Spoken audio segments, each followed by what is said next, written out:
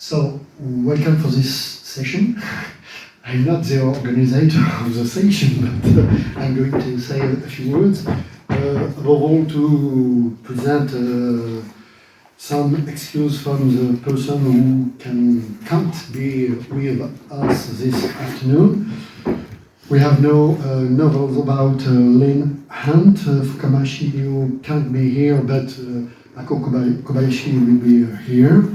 And also Kingan Bae will not able to be here. I think that consequence of COVID tragic events in Ukraine and perhaps other reasons impinge them to be with us, and if they appear in the meeting Zoom, I will accept them, of course.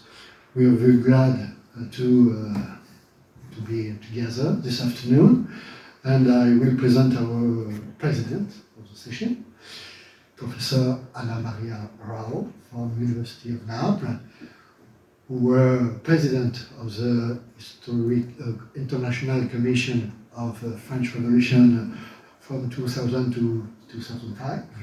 So a very important person, not only for this president, but also and above all for all his works around the French, Italian and Napolitan Revolution. So she will be our master this afternoon.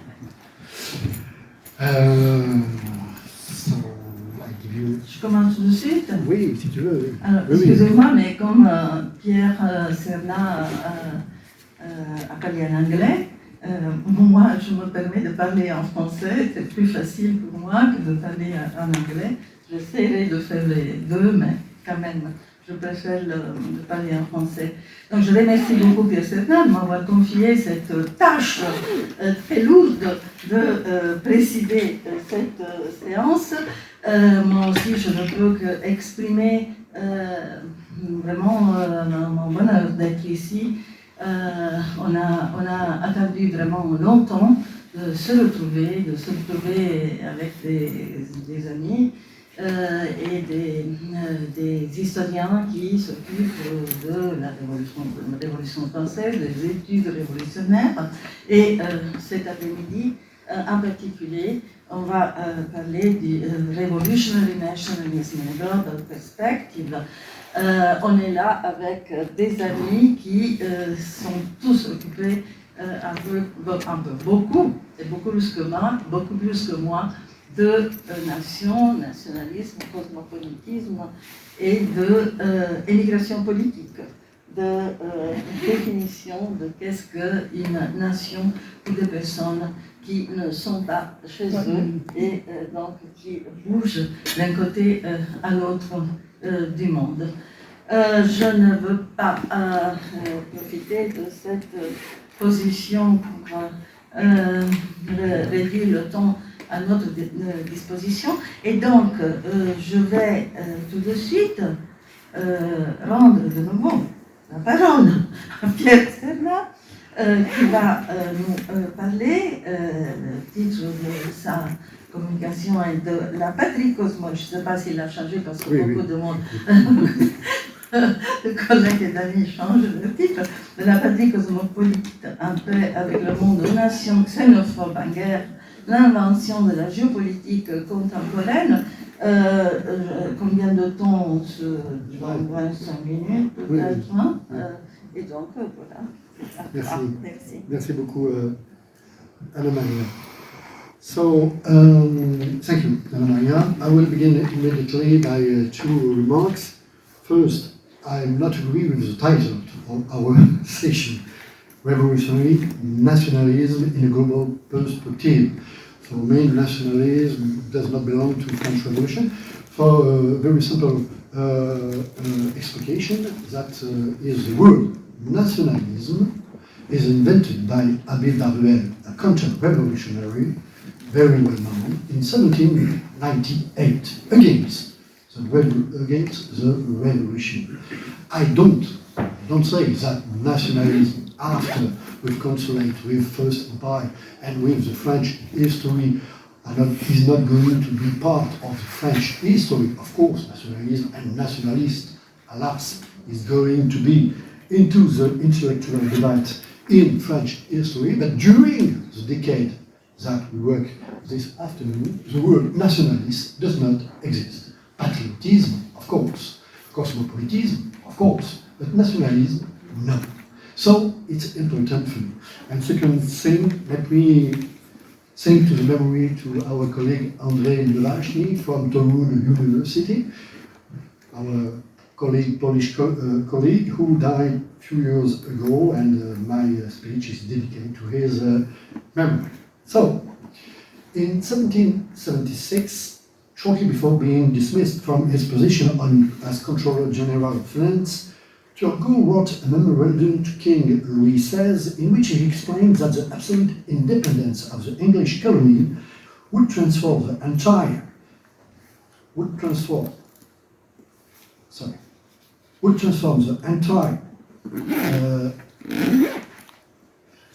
geopolitical of the Atlantic area and would provoke, I quote, a total revolution in the relation of Europe with America. 60 years before Tocqueville, Turgot understood that the New World was going to impose, by virtue of its wealth and vigor, a new hierarchy that would inevitably force the operating powers to prepare for the only possible outcome, to retain the friendship of their former colonies unless a new balance of power was imposed on them by their former possessions. 250 years later, today, in this dramatic moment, speaking about expansion, arbitrarian hegemony, neocolonialism, and war for independence, we are today the day of independence of Ukraine, I remember that. And very few hundred kilometers from Poznan, it is not a question here of asking whether Turgot was tragically right, but of understanding how one of the most informed economists of the 18th century was able to imagine and then understand that the political affair in the English colonies after the 7 Years' War was going to transform the balance of powers on a global scale, with consequences as far away as the antipodes. It's not wrong to write that the Atlantic framework was gradually overtaken by the American sphere, which, in turn, accelerated Franco-British competition, made even more aggressive by the search for the southern continent, for example. The first port of Sydney became an English penal colony in 1788, as if to compensate for the loss of the United States, proving, if proof were needed, the globality of maritime strategies and territorial conquest as posed by the rulers of the Enlightenment after 1763, and more particularly the strategists of the Admiralty of London, from whom the control of straits, capes, and isthmus on the globe came under the superior issues of British security. Now, for the past 20 years or so, there has been what has been called a global turn in historical studies, making approach based on globality of continents, the relevant scale for grasping the extent of the transformation and, in this chronological framework, the revolutions that affected the various societies between 1760 and 1830. These affairs remain so important that they invaded the contemporary world, our world, whose metrics then form and finally revolutionary action initiated somewhere in the port of Boston around 1765 would be the democratic, liberal, or social republic, depending on the history of the different countries and nation-state building, but directly stemming from this rebellious origin at the end of the 18th century. Since 1990, studies have flourished to demonstrate this global revolution, captured in history, which has just given birth in France to a new term to account for this new approach, mondialité. It's a new word which have appeared recently in France. Let's mention the important work edited by Suzanne Dezanne, William Max Nelson, and Lynn Hunt, The French Revolution in Global Perspective, in 2013. New fields of investigation have emerged, in particular, the transnational dimension, the imperial and colonial dimension, clearly calling into question the sole dimension of the nation-state as a relevant standard for understanding the extent of the transformation on a global scale after 1760.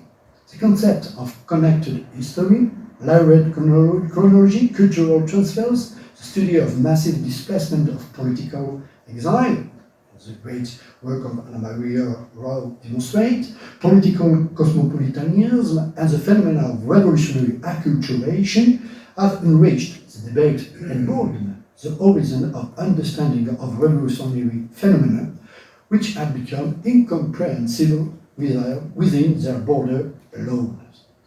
In 1989, it fell to the visionary Michel Revel to explicitly understand this epistemological turning point. In all continents, he made his choice and organized the Bicentenary World Congress at the Sorbonne in order to study the impact of the French Revolution on world history, which resulted in a sum of nearly 2,500 pages. Michel Revel had understood what the conservative and neoliberal Vulgate was already building: the universal condemnation of the French Revolution as the main culprit of the tragedies that were to follow.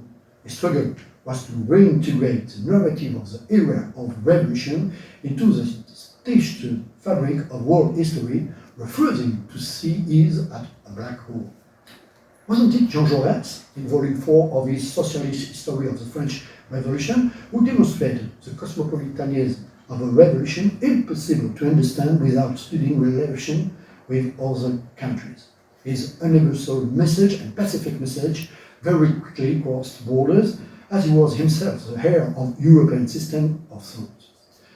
Some decades after, Eric Hobsbawm's works proposed a theory of revolution intertwined in chains that was difficult to break, which Immanuel Wallerstein took up and made more complex, showing that to the liberal dynamic it was necessary to add global and colonial domination in order to understand the dynamic of globalist trade in the 18th century.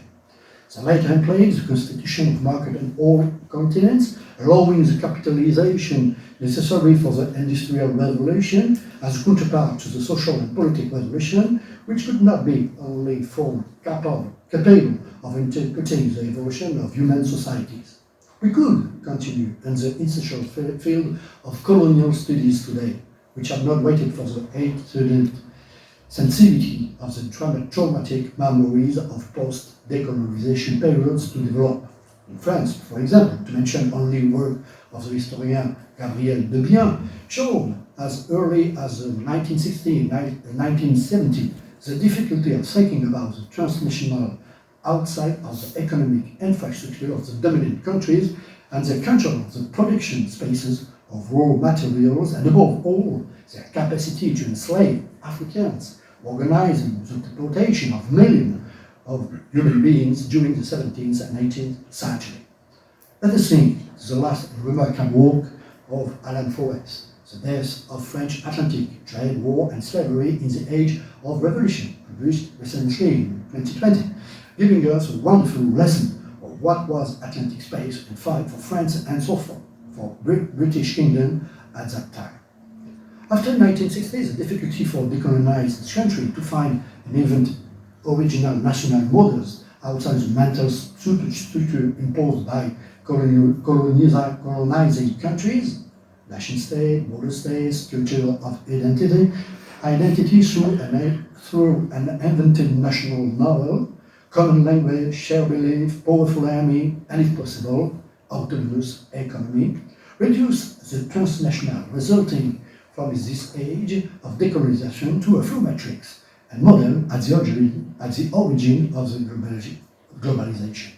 It took time to digest the importance of this proposal at a time when the 1920 decade was replaying the recommemoration until the Naples Congress in 1999 that organized Anna Maria, demonstrating the double facet of the revolution heritage, between the positivity of the invention of system republics and the negativity of the great nation to be accustomed, bringing its authority and its spoliation to bear on the new republics. The bipolarity of the French Revolution, bearer of the hope of all the failed revolution of Europe before it, bearer of the violence inherent in all wars played this time. In reality, and not by chance, the trigger came from Amsterdam, the Netherlands, formerly the United Province and the heart of the reception of the American affairs and the European Revolution from 1782. In 2004, Annie Jourdan's book, French Revolution and Exception, Interrogation, opened a positive and fertile historiographical season refusing the French exception, talking about revolution. Since then, the professional historian of the revolution has completely changed. It's no longer tenable to think of the Franco-French history of the decade 1899.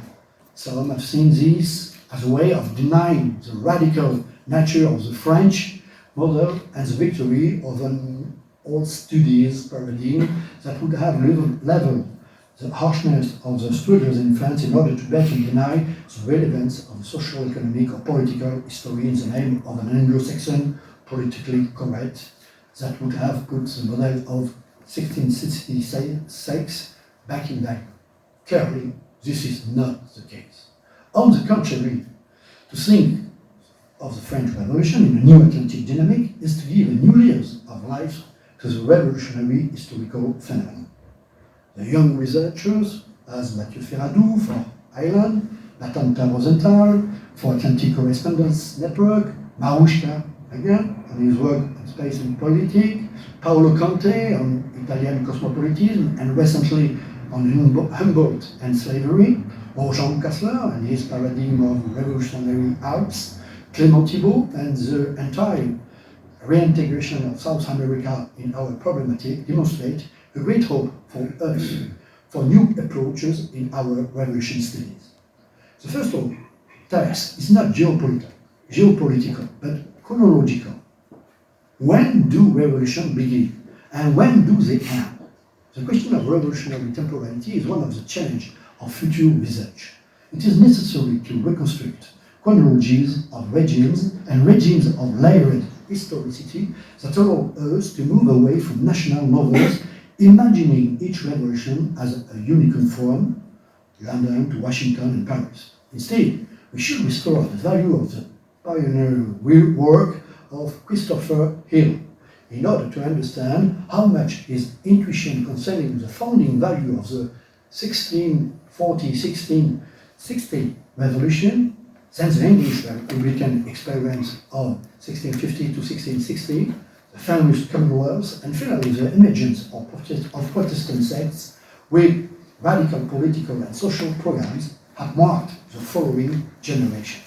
This Republican revolution could not be overlooked when 1688 was arbitrarily invented as the revolutionary date par excellence, founding a point zero in English history, which the Greek mythography was to reinforce from the beginning at the 18th century. Peter Leineburg, in Edward Globe for Burning, has recently shown that the spread of Republican ideas in printing circle have given Cromwell's short-lived regime, despite the minority of people involved, an important means of dissemination through the space where English ships could transport pamphlets or leaflets clandestinely.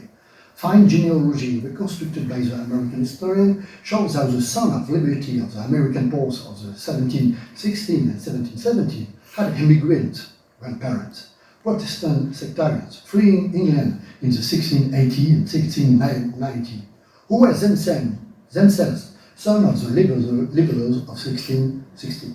Similarly, Jean-Nicolas' book, La Rébellion Française, shows with its 8,860 cases of revolt, disobedience, mutinies, and emotion in a long history of French protest from 1660 to 1789, how fast was the myth of the secure French 18th century in which the revolution exploded without a real protest base. If one accepts this research hypothesis, one must assume the vertigo it provokes and dare to think of a very long history of European revolution that shares the concept of the Republic as a common denominator. This search for the genesis of revolution, which brings the principal cursor back to the English 17th century, or even to the Dutch 16th century, perhaps Rather, another problem that is intrinsically linked to it. When do revolution end? As soon as possible, replied puissant conservative of all stripes, starting with Governor Maurice, the US ambassador, who wrote to Washington on 15 July to reassure him that the French Revolution was over. 15 July of 1789. The mistake is indicative of all those people frightened by the process of overthrowing power and its social consequences, who would like to see it limited to an institutional transformation at the top of the government. However, a revolution is also measured over time by its power to overthrow an entire society and its hierarchies. It is measured by its capacity to reconfigure new social relations, which is not without a lot of problems. When a new hierarchy induces new domination, creating tension in the new regime, then working either to educate a new people or to invent a new public order based on new values. Since 1782, not 1789, with the invasion of the small but revealing city of Geneva, the process is clearly identified. When does a revolution end? Not when critical historians decide it is over or the cold subject of history, but when its horizon of ideality is reached and a social body chooses, in a complex way, another one in a new age of enlightenment. Have we finished the episode opened by 1650, continued in 1776, and 1792 in France, and 1796 in Sisters Republic, with the foundation of the Republic, not as long as the coordinating, conjunction, linking, freedom, social equality is not effective, can answer the observer of the past today into Poznan. This is the second point, illuminated in an original way by the field of revolutionary studies in this present time of the global term. The assumed dimension of the Republican War as a constitutive fact of the revolutionary dimension. For a long time, the debate was distorted by the advocates of revolutionary gestures and by the counter-revolutionaries themselves. For the former, the revolution has to respond in spite of itself against its special nature. Since the revolution of the 18th century carried message based on the discourse of the Enlightenment, reasonable and pacifying, in search of a new law of nation and a new world harmony based on shared trade, it was informed to imagine the revolution responsible for the conflicts provoked in the wake. It was necessary to construct another interpretation, with Jean Jaurès, for example, took at the same time at the beginning of the 20th century. There were mongers among the revolutionaries who had aborted the cosmopolitan project. The culprits were Brussels and the Girondins, who were responsible to history for having provoked the war, precipitating the revolution into a violence extraneous to its essence, according to the socialist thinker. For the anti- and counter-revolutionaries, and on the other hand, the revolution is war. The natural disruption of all diplomacy, with the monarchies has managed to stabilize among themselves by limiting conflict, made them conclude treaties regularly. Here, now, another hypothesis has been supported in collaboration with Professor Antonino De Francesco of the University of Milan and Judith Miller from Atlanta and myself a few years ago. A military transformation took place during the 7 Years' War, without which the exchange of revolution would not have occurred, and whose character as the First World War must be underlined. All revolutions have failed because of the military intervention of foreign powers transformed into the police powers of an international order before 1792. This is the second dimension to be brought into the current debate on the understanding of the globality of revolution. This new argument questions the essence and meaning of the revolution themselves, forcing a new definition. How to define them? It is no longer possible to define a revolution solely in terms of the borders within which a of political institutions takes place. The interconnection and dependence of monarchical regimes on each other make it possible to break the institutional logic without the other monarchy intervening in their affair of state. In other words, a revolution, that means the overthrow of a regime that has become old and replaced by a regime based on a new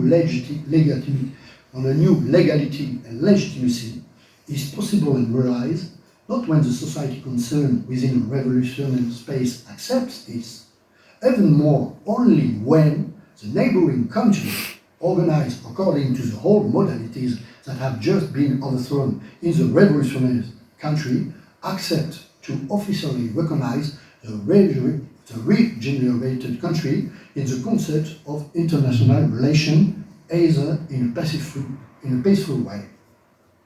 The tragedy we live in Europe today is a demonstration of this history lesson. Otherwise, the revolution cannot be finished in the areas that concern it, because, one, the force of the old regime called upon the armies of all the country to restore what they consider to be the core legitimacy, and two, the country next to them cannot be informed of their opinion that the foundation of their power be overthrown in a neighboring area, which would in fact give subversive ideas to the population that are spectators of a revolution in a neighboring country and would decide to take back their sovereignty.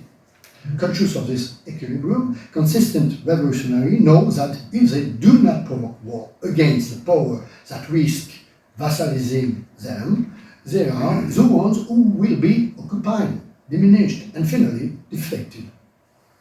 How could French legislators ignore this? At that time, Geneva, Liège, Brabant, the United Province, Poland, and Ireland were subjected to international police operation interfering in their revolutionary processes. Every time, from 1762 to 1792, whenever a revolution broke out, foreign powers intervened with all the brutality required to re-establish order, to drive out the troublemakers. These defeated rebels were reduced to a sum of exiles, in turn becoming emblematic figures of political bohemia and cultural transfer of revolutionary ideas. The embodied living figures of persecuted revolt must often reunited in France, as Anna Maria Rose's masterly study has shown. In order to survive at the European level, which is the right focus of observation from now on, the Legislative Assembly has to take on the country that gives its independence on the international stage. The revolution becomes a war of independence. This hypothesis is not false. That links the destiny of the revolution to its war, not according to circumstances or according to a single ontological and tautological aggressiveness. Then contemporary France was born not only in 1789, but in a way that has long remained invisible, but now needs to be brought to light in 1795, with the signature of the peace treaties. When the peace treaties with the United Province, with Spain, with Prussia, obliged these monarchies or autocracy to recognize the existence of this republican country and therefore its independent existence on the international diplomatic scene. This politicization and liberation of the world from the action of the simplest of citizens makes it possible to understand the contradiction and then the outcome of another problem which concerns the whole world in an astonished way and which must now be addressed as the last point of my intervention. What is the relationship between men and citizens? If we speak of globality and mondiality, then we must accept to widen our gaze to something other than the curves of our world trade, the maritime maps, the naval and land battlefield, the Atlantic spaceful or continent spaces, and question of status of the human being in its planetary dimension. This also counts in the new perspective of approaching the profession of historian. What did the French Revolution do to the world population, first abstractly and then concretely? Legally, on 26 August 1789, excuse me for this banality, but the legislators of the Constituent Assembly declared in a universal manner the equality of all human beings, transporting natural rights into positive law that had been brilliantly reviewed recently by Lynn Hunt. The deputy of the convention will fully assume its truth on 16 previous year too, 4 February 1794, the representatives of the French nation did much more than abolish slavery. They actually conferred French citizenship to all the slaves of the French colonial empire. It being understood that it was inconceivable that a democratic and fraternal republic could support the situation of inferiority and servility of a part of humanity that worked by force. I know perfectly well that it was so difficult to concrete this law, but the law exists and it was a first pace for humanity. In February 1794, the tricolor black, brown, and white delegation Dufay, Mills, and Bellet, the first black deputy in Western parliamentary history, was received by the convention, which voted for the abolition of slavery. The next day, perhaps more important, although it went unnoticed, a deputy proposed that all persons or nations practicing slavery in the world should bear the crime of lèse-humanité. This was a decisive step in the history of international law 150 years before the Nuremberg trials. It is above all proof that the metropolis must henceforth also legislate according to the balance of power invented by the new citizen, and that from now on the black republicans are essential actors in this black Atlantic in open revolution. Santo Domingo became the beacon of a globalist revolution that raised the question of black citizenship, which had to be not only decreed but also implemented over and above all the local difficulties concerning the status of people linked to their color, without even mentioning the history of black women who were crucial in colonial spaces. Indeed, they were the bearers of freedom, but they were also quickly stigmatized by counter-revolutionary of all stripes and as bearers of a new sign of infamy. Since slavery no longer exists as a system of hierarchization, the color black as a subject of universal politic and the risk of contamination for all whites became an argument used on a global scale by racialist theorists, is used to legitimize the power of colonial empire and to discredit Africans and colonized people throughout the world as biologically inferior. And the very last point I would discuss to present a few perspectives to think the globalization would be the idea of not only Atlantic revolution but Atlantic republicanism. And going on, I thought, of course, the last issue of French historical studies, thinking or developing very excellent papers about the idea of imperial revolution. Of course, in France, we are very in difficulties in front of this word imperial, empire des révolutions, because there is Napoleon who kills the revolution in a certain way, and above all, who wrapped the word empire. But if we see the use of the word empire as it was used before 1804, we can see that empire must mean only federation of different levels of organization who have agreed to make themselves a construction of a political system. So I would suggest that, for example, in my research, and we are here to divide our last research, French directory is forgotten, and it's not suggest. We speak a lot of the first part of the French Revolution, 1789, 1794, then from Consulate, but we we forgive often to speak about directory. And more than directory, the year of 1798.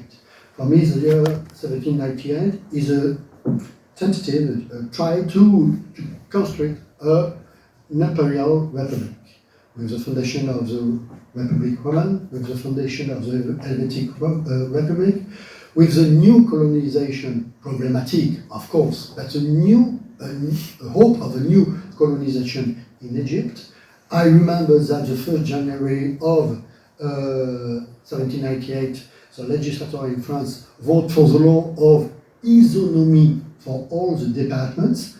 That means that all the black people, the black citizens, new citizens, have to be treated as equal as white people, as Bernard Guénaud has demonstrated this. And 1798 was also the first tentative to arrive in Ireland, in the very ephemeral Republic of Connaught.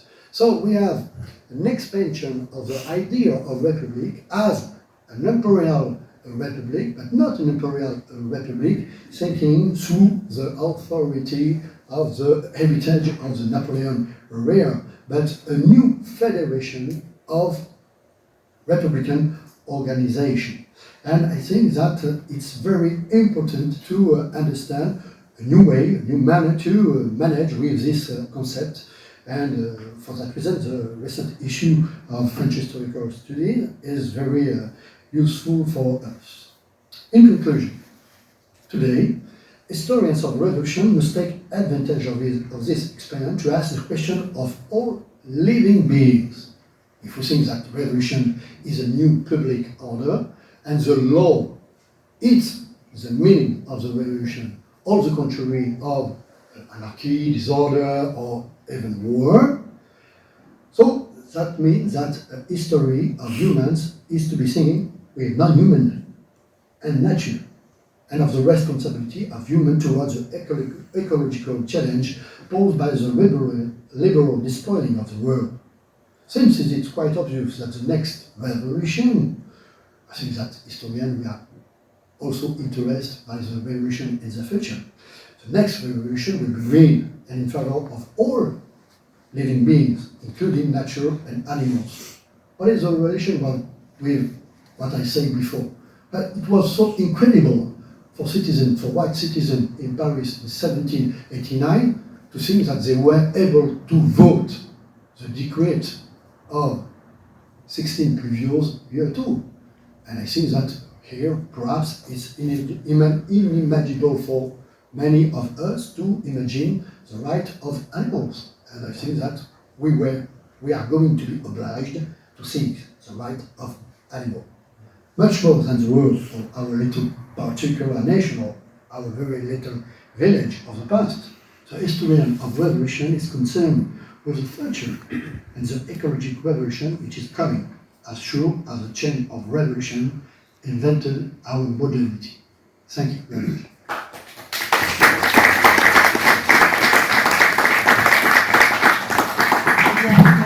Merci beaucoup à Pierre Serna vraiment pour cette vaste fresque de la révolution dans la longue durée et dans l'espace, dans un espace vraiment global qui nous a vraiment montré l'importance des mots. Hier, il y a eu une session dans ce congrès dédié justement à l'emploi des mots, à l'étude des mots, à l'histoire des mots. C'était, oui, je crois que presque toutes les contributions étaient en français, et c'était des historiens français, des collègues français. Et vraiment, là, plusieurs contributions portées sur le sens du mot nation. Et l'importance de la Révolution française dans le changement du mot nation. Mais en liaison avec citoyen, citoyenneté et nation, pas nationalisme. Donc c'est vraiment très bien d'avoir dit tout de suite qu'il y a quelque chose qui ne va pas dans le titre de cette session. Alors merci beaucoup Et donc, il n'y a que Lina qui, Lina n'est pas là, donc c'est Michael qui va prendre la parole. qui manque. Donc, Et ensuite, Mégane. d'accord, non, même pour savoir.